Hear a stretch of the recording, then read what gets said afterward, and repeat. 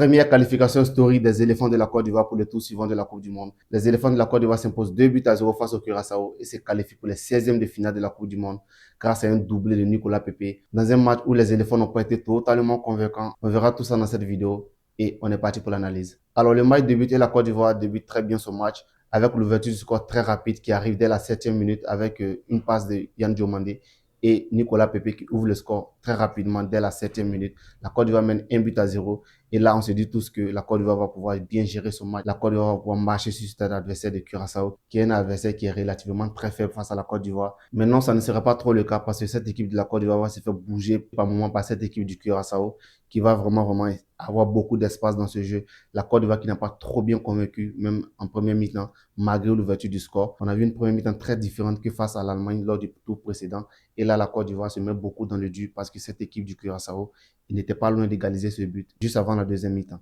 Alors en deuxième mi-temps, la Côte d'Ivoire essaye de gérer un peu son score. On sent que la Côte d'Ivoire n'arrive pas à vraiment aller chercher ce deuxième but rapidement. Et cette équipe du Curaçao s'est fait très dangereuse parce qu'elle a des situations, elle a beaucoup de situations. Alors il y a des joueurs du côté de la Côte d'Ivoire qui n'ont pas trop été au niveau lors de la première mi-temps et même au début de la deuxième mi-temps. Je pense notamment à Sangaré qui n'a pas fait un excellent match. Alors, Emes Faye, on sent que dans cette Coupe du Monde, il n'a pas encore trouvé son équipe type dans cette Coupe du Monde parce qu'il y a trop de rotation, trop de changements, il y a trop d'équipes différentes dans cette Coupe du Monde.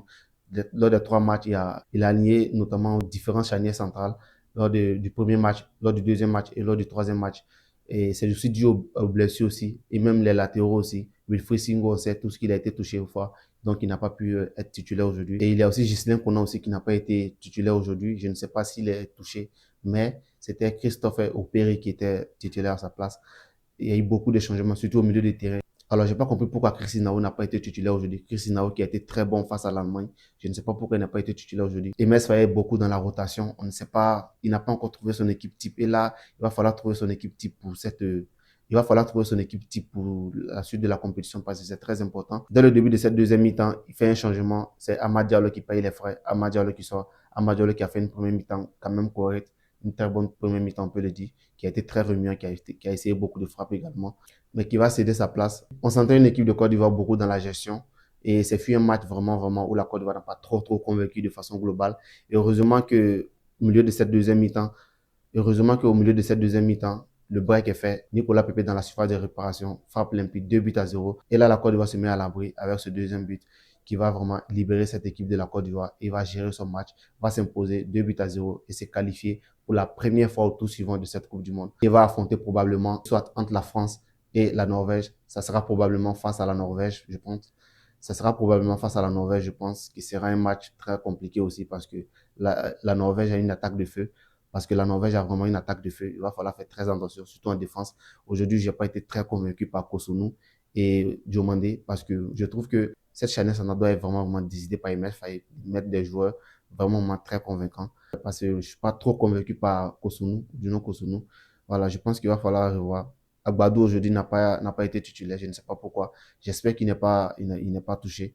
J'espère qu'il n'est pas blessé, mais on espère que le match prochain, il aura une très bonne charnière centrale qui va permettre à cette équipe de la Côte d'Ivoire d'être beaucoup stable défensivement. Certes, la Côte d'Ivoire n'encaisse pas aujourd'hui, mais la défense de la Côte d'Ivoire n'a pas été très mise en sécurité. Mais l'essentiel est fait, victoire de la Côte d'Ivoire, 2 buts à 0 et la Côte d'Ivoire qui se qualifie pour les 16e de finale de la Coupe du Monde. C'est très important. Troisième équipe africaine qualifiée officiellement pour les 16e de finale de cette Coupe du Monde. Après l'Afrique du Sud, le Maroc et la Côte d'Ivoire. On espère encore pour d'autres sélections africaines qui vont se qualifier, probablement, très probablement, pour les 16e de finale de cette Coupe du Monde.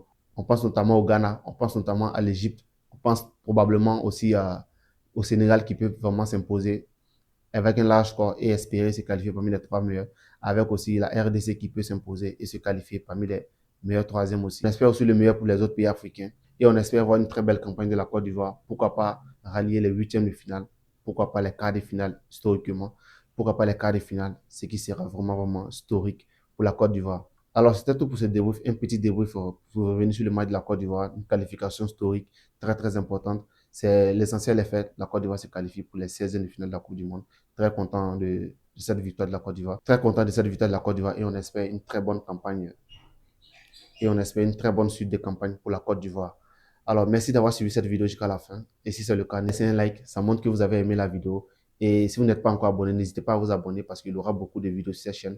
Et pour ne pas manquer, n'hésitez pas à vous abonner. Et d'ici là, on se dit à bientôt pour une nouvelle vidéo, les gars. C'était Jack. Ciao.